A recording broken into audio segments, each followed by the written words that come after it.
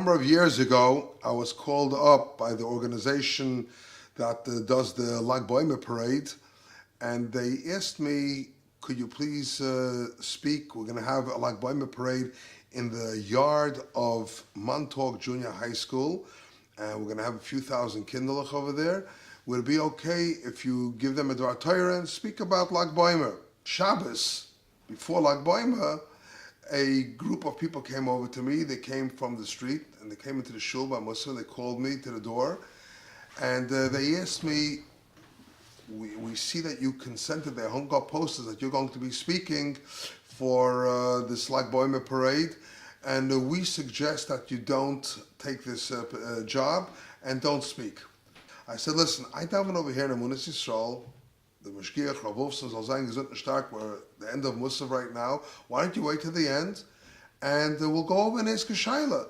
Well, let's das Torah, was sagt. After davening, I went over to the Mashgiach, soll sein gesund und stark, and I asked him, what does the Mashgiach think I should do?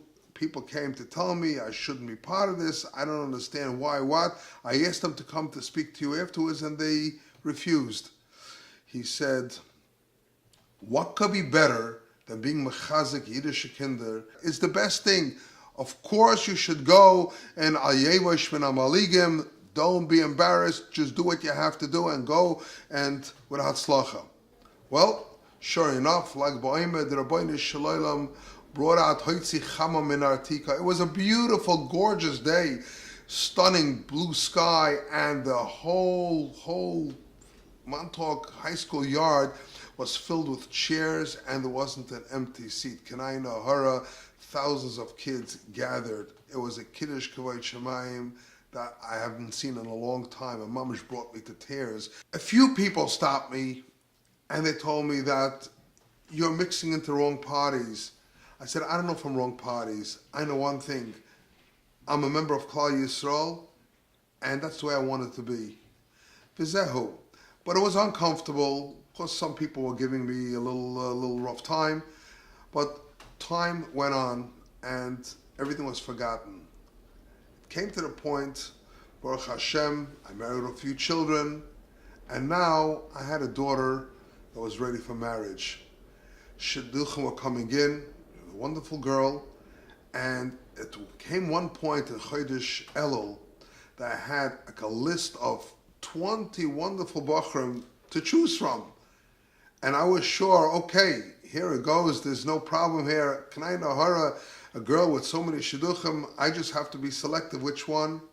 But to my disappointment, in a few days, everything dissipated, and I was left with nothing.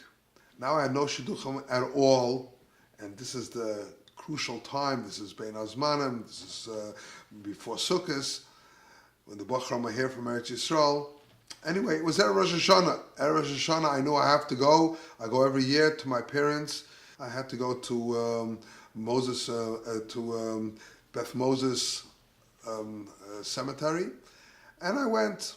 My son wanted to come along with me. It was after Slichas. We fasted half a day on Rosh Hashanah.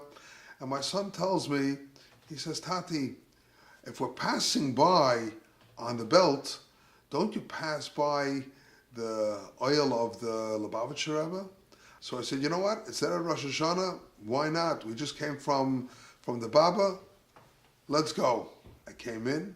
I wrote a kvittel, and I just was mechaven. I said, Rabbeinu Shalom, in the schus that I followed, and I did what I was supposed to do, l'chvoid Rav Shimei Yochai, and I know this was the rotzen of the Lubavitcher Rebbe, I ask Rabbeinu Shalom, please, b'schusoi, I should be helped that my daughter should find the shidduch b'karev u'b'kalas.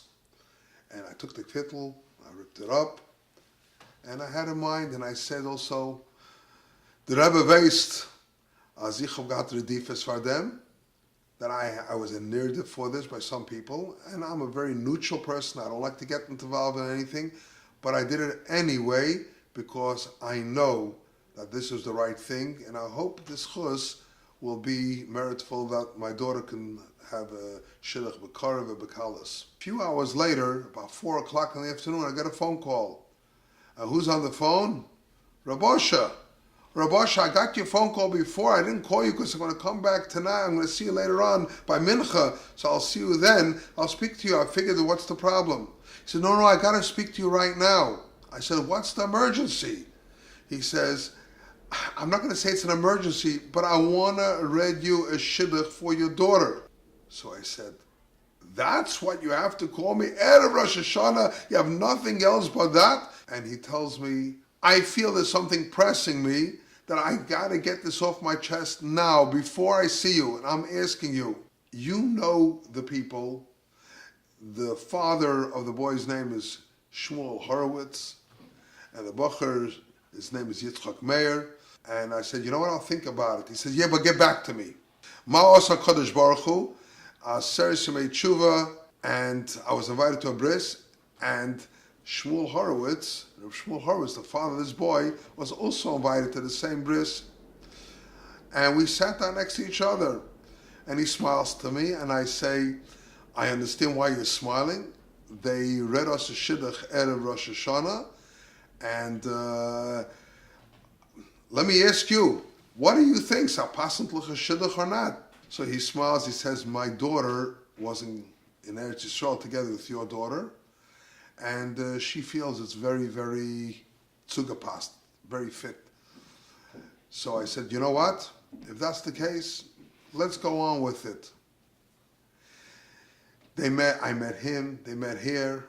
On the first day, Chol Hamoed, Sukkos, we had the Vart, the L'chaim. My daughter became a Kala.